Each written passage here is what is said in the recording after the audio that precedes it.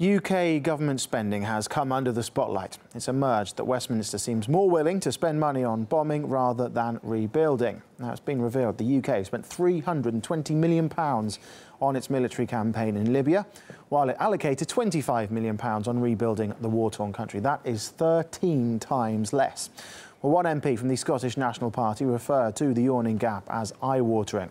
4 years ago, though, Prime Minister Cameron was praising the UK's bombing efforts in Libya.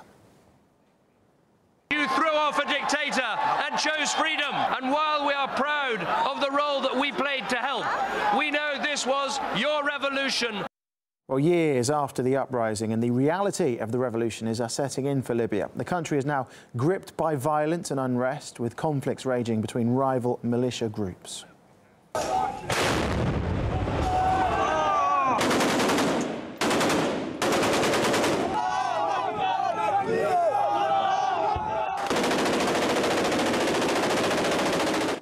Well, today Libya is deeply divided, as we're about to show you, with armed gangs settling their differences with gunfire. The internationally recognised government controls only half of the country, which you can see there, while the capital has been overridden by the opposing Libya Dawn coalition, and these red dots here are showing cities that are being fought over by Islamic State.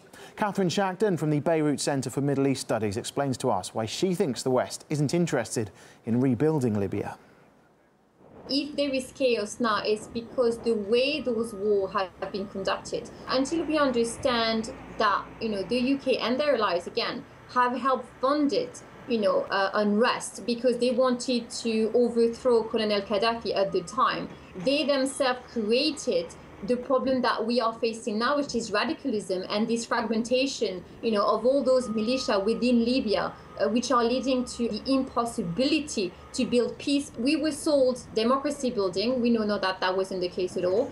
So if you look at why those wars were waged, which was essentially to, grab hold and control over natural resources, then your understanding of those wars become, more evident. Well, amid the turmoil, Libya's prisons are packed with supporters and political figures from the regime of ousted leader Muammar Gaddafi. On Tuesday, a court in Tripoli is set to give its final verdict in the case of 36 former officials accused of war crimes and suppressing protests. The trial has been dismissed by Libya's recognised government in the country's east.